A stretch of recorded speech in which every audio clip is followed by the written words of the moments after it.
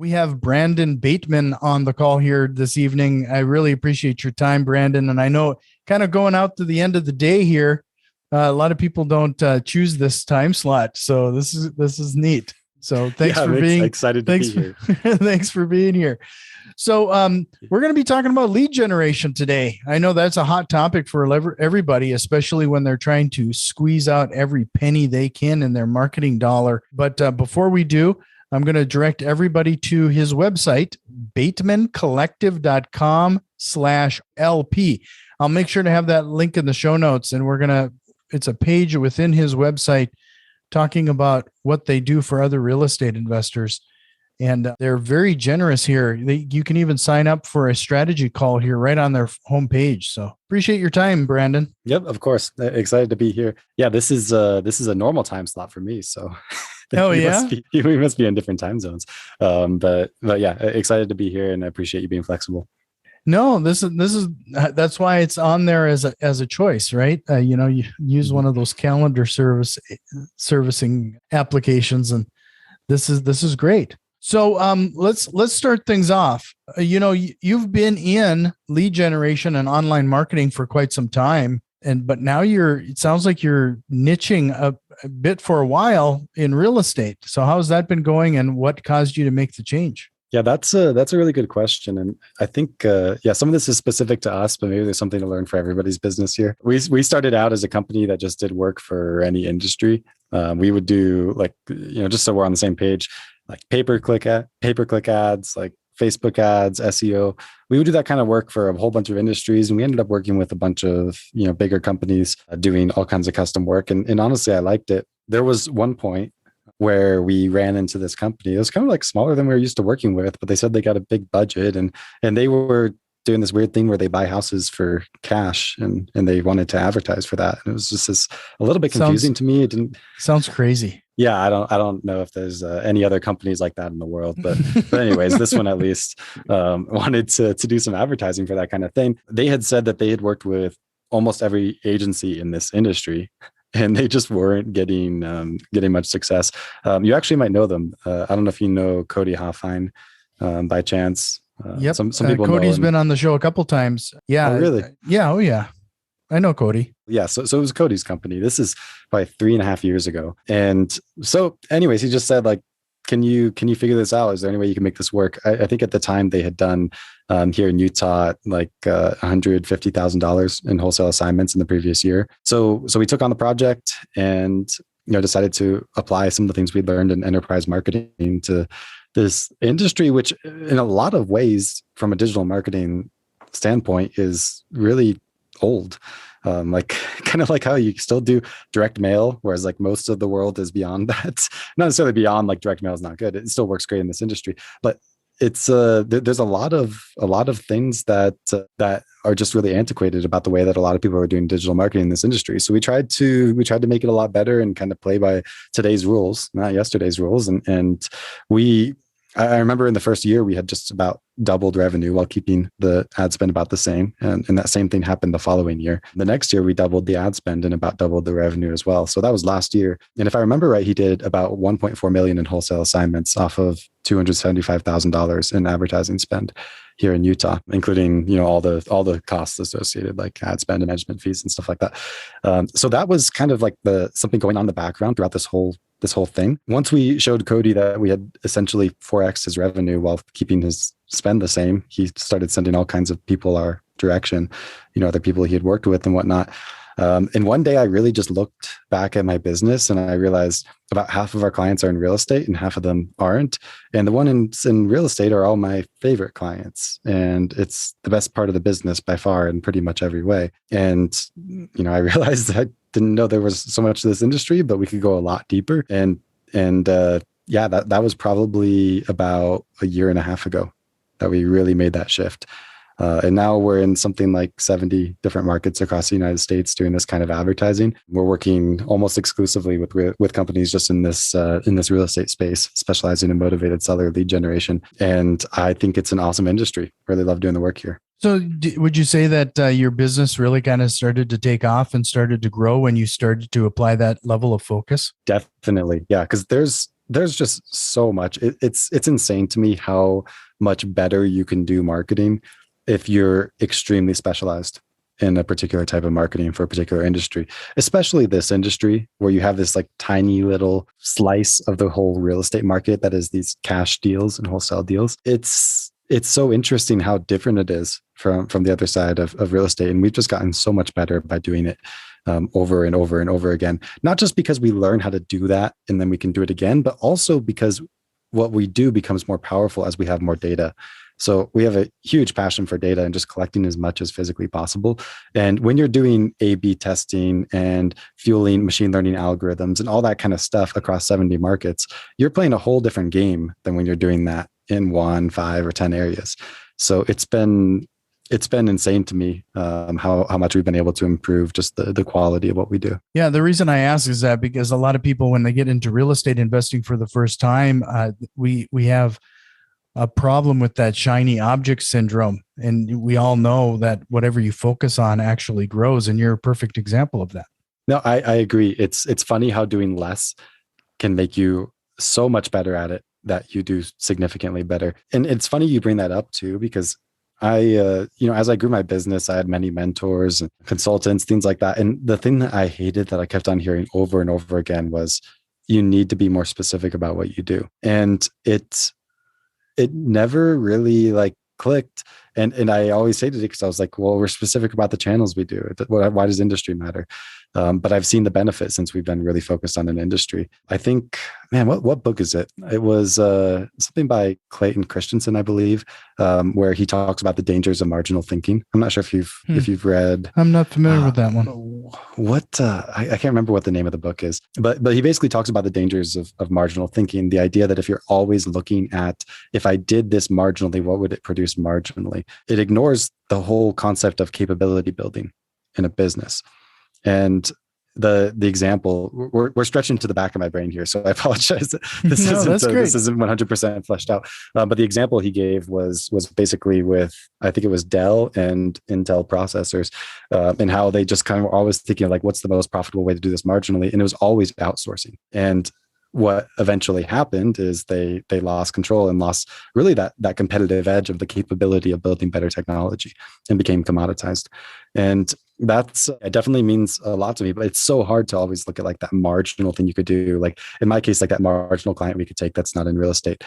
In your case, maybe that one last deal where like the numbers pencil, but the cost of the focus is huge, and you're never going to see that focus on your P&L, right? The only way you'd see it is in what you're missing, which that opportunity cost, it's not a cost that shows up on the P&L. And that's where we get screwed up. And I saw that in my business 100%, just by being spread out across a lot of places.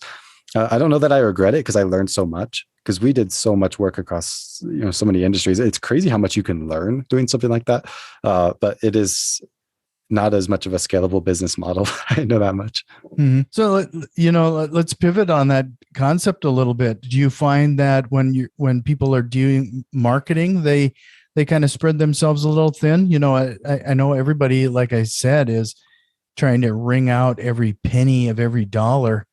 And I found that a lot of people, you give us a little ribbing for the mailings, but they'll do just a little bit of mailing, and they'll do a little bit of cold calling, and they'll do a little bit of online advertising, and they'll do a little bit, and they're not seeing a success in any of the channels because they've spread things out too thin. Yeah, that can happen sometimes for sure. I mean, the real cost in marketing above any expense that it costs to market is in doing it wrong.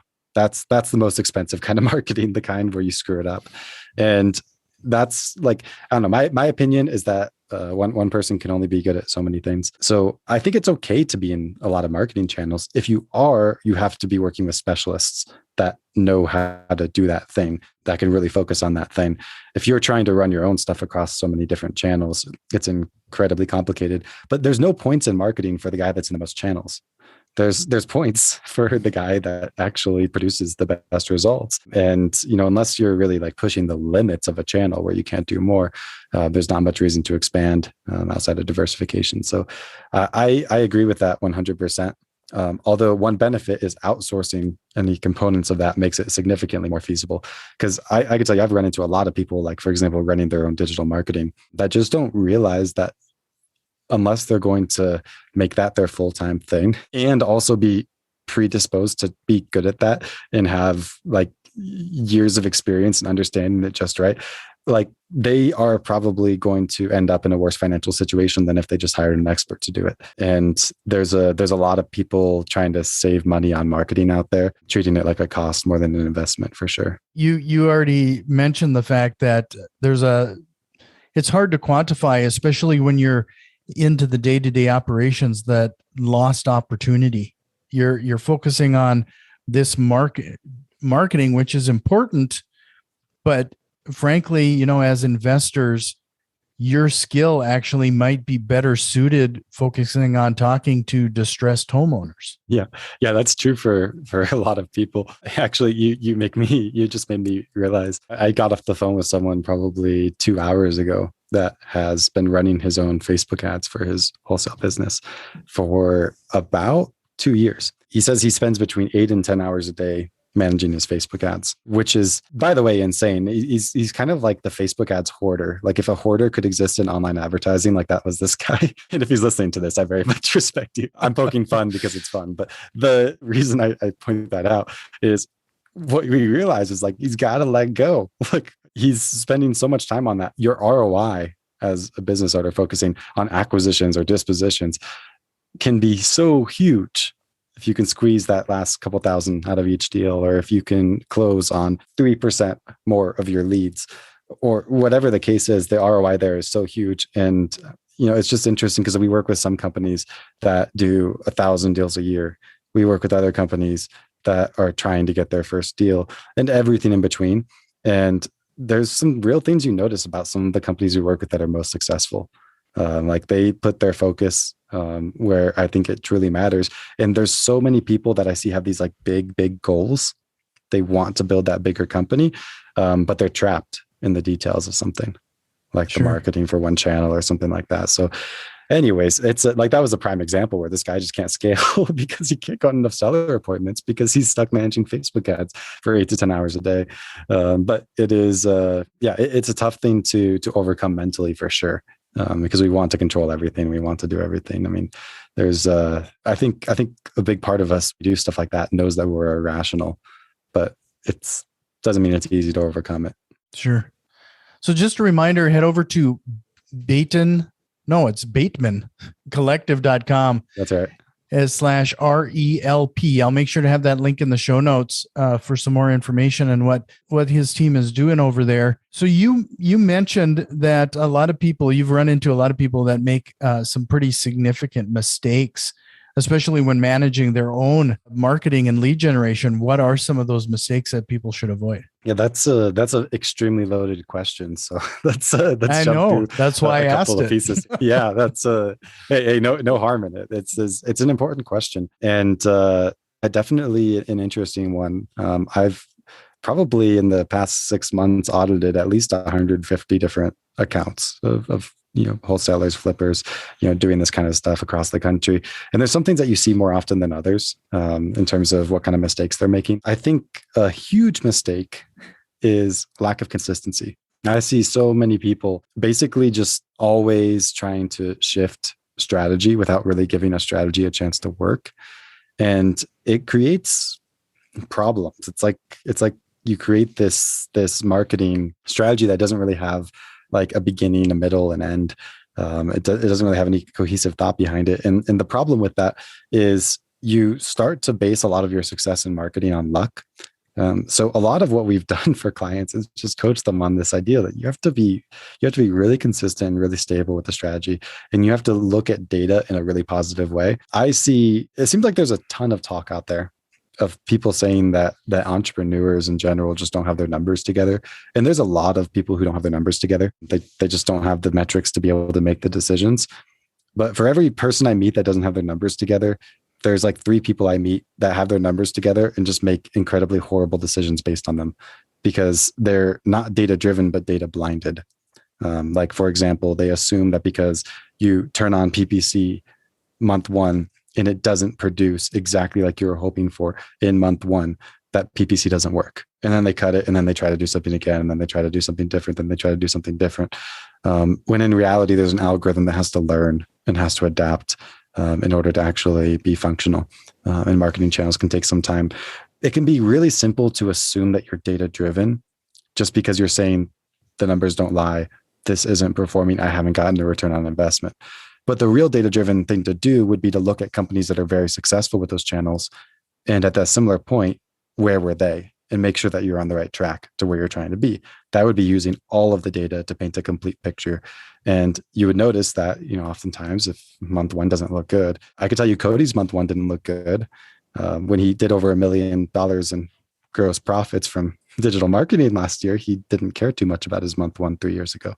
Right. So there's a lot of pieces there that you have to be aware of. As for like getting a little bit more into the weeds, like out of some of the mindset stuff, there's a few things that we've seen be incredibly difficult to manage with. There's still so many people running PPC campaigns to their websites. And this is really tough because a main website has multiple purposes. If you use it like that, you want to rank on search engines. You also want to be a high converting website for that paid traffic and stuff like that. But the problem is there's different goals for each one of those things. For example, if you're trying to rank on search engines, you're going to want to have a lot of links, big navigation bar, heavy content. Sometimes that content is going to be kind of talking in circles and it's not the most clear thing, but you just have to have a lot of content on the site. You're usually, because of the structure and the complication of the website, you're going to have a little bit of a slower load speed, although you want that load speed to be the best you can. Versus for paid ads, you need an absolutely amazingly quick load speed with the page that's coded just specifically for that. You need no navigation bar, no links. You need it to be a squeeze page. The person has to have either the option of requesting a cash offer or leaving. You need to have an incredibly concise call to action and much more slim on the content. It's way, way different.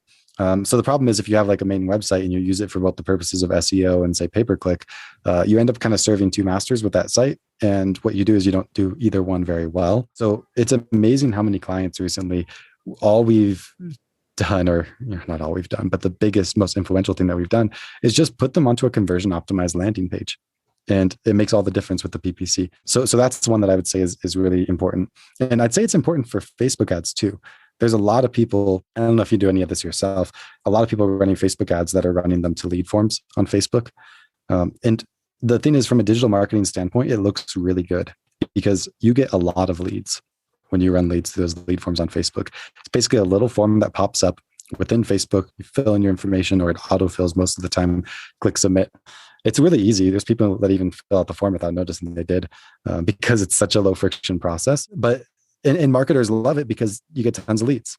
But the tough thing is salespeople hate it because the leads are much lower quality because there's so little friction in that process.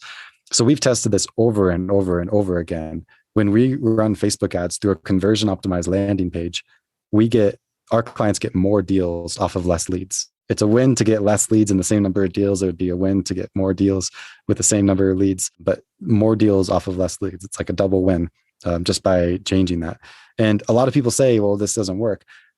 It's because they run their Facebook ads through the main website and compare that to forms, and it doesn't work as well. But if you have a truly conversion optimized landing page and you compare that to Facebook forms, we have never seen it perform worse from the standpoint of an ROI. So that's something that I don't know why so many people are using these forms still, but just utilizing the landing pages and separating that from SEO in those couple ways is a huge, simple thing that a lot of people are doing wrong without even getting into the weeds for most of it. No, that's the first time I've heard anybody mention that. That's extremely interesting that you're better off with your pay-per-click or your online lead generation to send them to a squeeze page.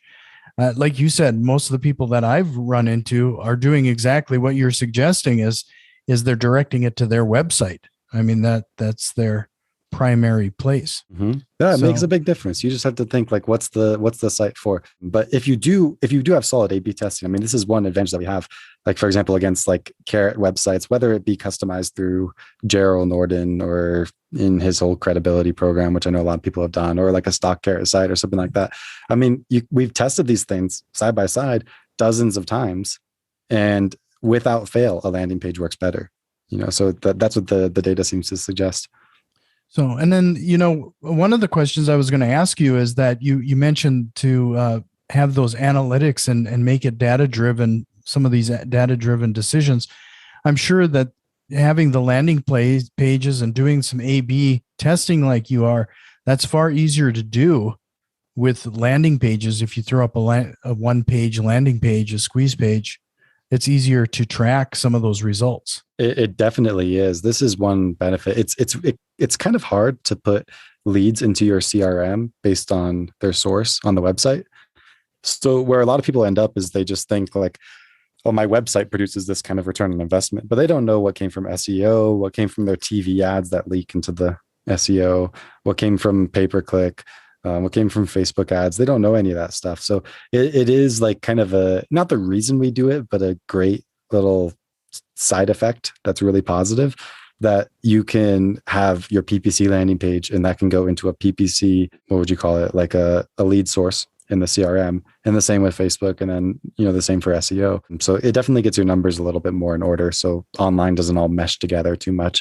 So you mentioned that it's got to be data driven, and you're collecting this information. How have you found the ability to ingest and actually use that data? I'm sure if I'm speaking from personal experience here now, it's easy to start collecting this data, and I have a CRM that we collect all of these, we tag everything that comes in. But in the end, I have all this information, but I never really use it. Yeah. Most people don't. So it kind of depends on your personality type. A lot of real estate entrepreneurs aren't necessarily the person that likes to dive into a spreadsheet. That's why it's important, if you aren't that person, to surround yourself with people like that. That are willing to do that kind of stuff. And there's a lot of really cool ways that data is used. One fun thing, I told you we've been doing this in more than 70 markets for 3 years. Granted, not all those markets for all that time, but one really fun thing is we have never spent a single dollar that wasn't on some type of split test. We test the heck out of everything. And the whole goal being every test has its hypothesis, and you can reach that or not. And that helps you to move forward. But that's one really simple way to use data. That's my philosophy. Like, I would never be the guy that just like has his direct mail list and sends his postcard to the list. I would always be sending at least like one card to half the list, another card to the other half of the list, because you're spending the same amount of money on one hand, you could be learning on the other one not. And it doesn't have to be risky, right? Because you can just take, for example, the postcard that works well and make a slight adjustment to it that you believe would make it better, but then actually test to see if that's true. So I think of it kind of like an evolution where things slowly morph into other things, and those things tend to work better. But really, like the most exciting thing that I think is happening in digital marketing right now goes even beyond what you and I, well, not me, because this is what I do, but goes beyond what most people really use data for. There's a lot of talk about using data for what's called inferential analytics.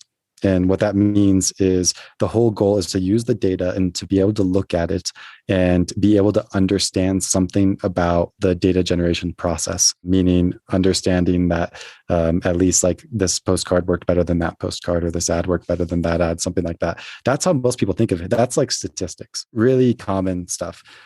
There's this whole other realm of data analysis. Well, you can't even call it analysis, but basically use and utility of data called predictive analytics, which basically sacrifices any ability to inferentially say that the data was generated in a certain process, but replaces that ability of inference with an ability to predict the future in an even more powerful way, which is what we want the inference for anyways.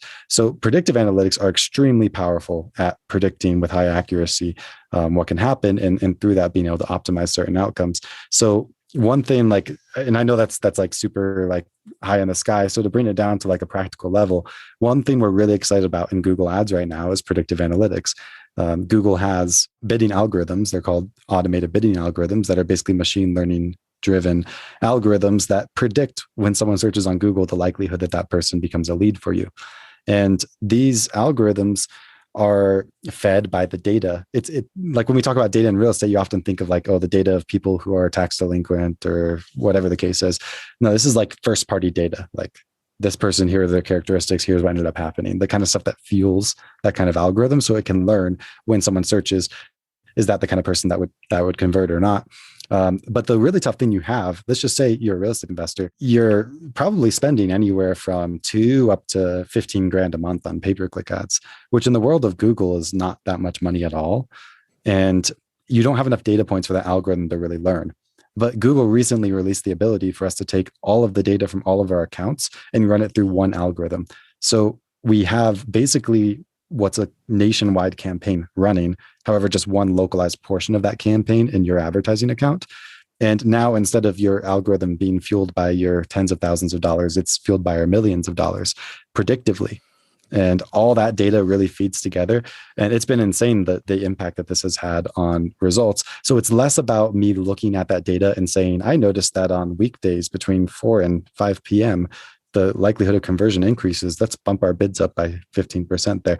It's more about the algorithm using all of those inputs to predict. And basically the reason I mentioned this is it's not something that you have to do or look at that data. It's not even something that you can infer, but the way that these analytics get to the outcome is significantly more powerful. And a lot, like at least 80% of the ways that we're using data are through these predictive analytics utilizing machine learning. So it's a whole different camp, really hard thing to think about, really hard to understand. But the moral of the story is it works better. So if you can do it, you should. And that's kind of like, that's where the future is. So that's where we focus our time. So you're kind of created a advertising co-op, if you will, in a way. All of your campaigns are kind of working together to help each other out.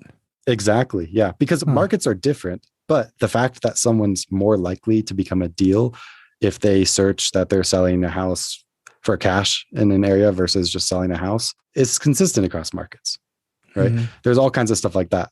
And the piece that makes this really all come together that we do that no one else does is we track with our clients not just what generates the leads, but also what generates the deals.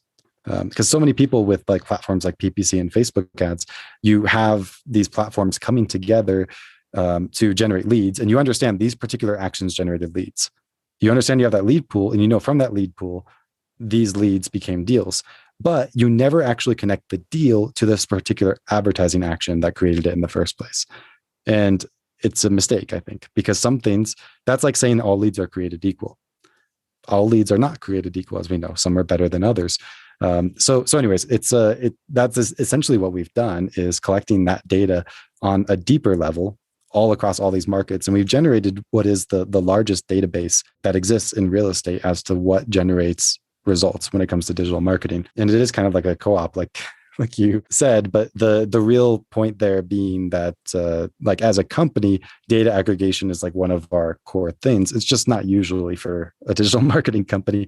But I think that's how like the companies that are going to be succeeding most in digital marketing as we move forward in real estate, that's the kind of stuff they're going to be doing. Just the way that the algorithms work, the way that the industry works, the way that the bar is raising, you have to get a competitive edge in order to be profitable. It's like, I believe that's absolutely necessary. So that's why we focus so much on it. So, I have to say that, I tried to hire a company to do this for me, and my experience was poor, to say the least. And what I found that, you have some companies that they're large, and they threw me in the same pool because they didn't have any experience with real estate investors. So I got stuck being, they saw me as a realtor, and it was disaster, to say the least. Is that different? Boy, you're pounding on that beehive now, aren't you? What questions, if somebody decided, okay, you've convinced me, I got to get some help doing this, what questions should they ask of a provider? Yeah, that's a really good question. You want to make sure that you work with someone that works with the kind of companies like you. And that happens in a few different ways. Industry specific is a no-brainer because you have this tiny industry. Anytime you're like the big industry, you don't have to worry about it as much. But anytime you're like 2% of the total deals in real estate, you really got to think about that because you'll end up with a bunch of the other stuff. And I think sounds like that's what happened to you. So industry specific is really important. You also want to work with a company that matches like where you are as a company. You can like, for example, in the digital marketing space in real estate, there's a bunch of companies that are good at working with like the guy that's, wanting to do his first few deals or something like that. And that's not, it's a whole different kind of way of running digital marketing strategies and everything than the person who wants to like dominate the market and push volume. And has a much larger budget. And different companies specialize in different things. You know, of all the companies I know, we probably specialize the most in working with larger investors. And if you're one of those larger investors and you work with the company that's used to working with small investors, you're going to be very frustrated. If you're one of those companies that is, or that if you're a very small investor and you work with us, you're likely to be frustrated just because you're likely to not want to spend that much money every month. You're likely to want to utilize different strategies. So I'd say you want a lot of fit on there. And you really just got to make sure that you're working with a company that knows their stuff. That's the really tough thing. Also, if you don't really know how to evaluate on that level, I think like honestly, the best thing to do is just find people you trust and who they use and who they've had success with, and trust that, because anybody can blow smoke. You're never going to really know someone's expertise compared to someone else. But if you just kind of follow what you know is a proven path to success, someone who can actually like demonstrate results and, you know, people successfully working with them, I think that's really important. And on that note, if anybody wants to learn more about what we do, I'd be more than happy to look at something as simple as our Facebook friends. And usually with just about anybody in this industry, we can look through our Facebook friends and find a couple mutual ones that are our clients, and they can talk to those people. But it's important to just make sure that they're pre-vetted, so to speak. Yeah, no, I can't say enough about building that network and asking for referrals. It's probably the best way to get things done. So let's start. I'm not going to take up too much more of your time. I've already consumed more than half an hour, and I promised I was only going to take about 30 minutes. But let's say it is somebody who's still struggling. They're starting off, and they want to dip their toes, if you will, into online marketing, but they're forced to do it themselves. What do you think they should focus on, and what should be their first volley into this online marketing and lead generation? Yeah, that's a really good question. Things that you can do with very small budgets. I can tell you the most small budget friendly platform is Facebook ads by far. PPC eats small budgets, so it's you might be disappointed. So we don't usually recommend PPC for budgets that are small. Versus if you look at our largest clients, they tend to spend the vast majority of their budget on PPC because it changes a little bit. So I'd say like my go-to recommendation for smaller companies would be Facebook. And with that, there's a few things you can do. I'd say if you're not going to go through the entire work of getting it done right and set it up and everything, I honestly don't think that dabbling in any marketing channel is a good idea because it's an investment. So while you can do things extremely cost effectively, like Facebook, the minimum budget for Facebook ads is $1 a day. You can literally go into Facebook and spend $30 a month on ads if you want to. I just don't recommend it at all because it's just not likely to be worth your time. So my honest advice is focus on other things until you're ready to do it right. My opinion of what it takes to do it right is at least, like for digital marketing in general, is at least $3,000 a month in ad spend with at least 6 months of timeline for it. For a lot of people, that's basically one deal. It's nothing too insane, but I think it can seem like you're wasting less money if you're doing like little bits here and there and kind of dabbling. People end up wasting a lot more money dabbling than they do just following a proven process and executing on a really high level for a marketing channel. Because like I said, the most expensive marketing is the one that doesn't work. The one that costs a lot but works isn't expensive because it pays for itself. The one that costs even a very small amount that you're just dabbling but doesn't work right costs more. So I would avoid that personally until you're just really, really ready to do it right. I think that there's some other channels that are really like, if you just really can't spend something like $3,000 a month on marketing, there's plenty of other channels where you can go a little bit lower on budgets. One really famous one would be like cold call, for example, or it could be extremely inexpensive if you're willing to just pick up a phone and call people. Of course, I wouldn't wish it upon my worst enemy, but you could do that. There's a lot of people that do it.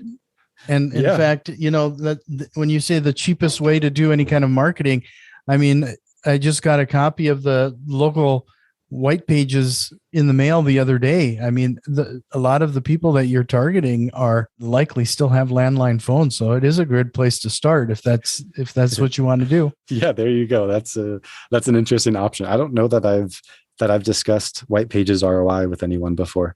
You'll have to tell me how that one goes. I could see it working on to some extent, but the point being, marketing, even if it's cheap, if not done right, is extremely expensive compared to marketing done well. That's more expensive. So I know that is a really confusing string of words together, but that's my belief. You'll probably find someone who disagrees, but that's where I'm at. Well, for the purpose of this discussion, you're the expert, so everybody's got to listen to you. That's right. Yeah, I should take advantage of that for sure. So again, batemancollective.com/RELP.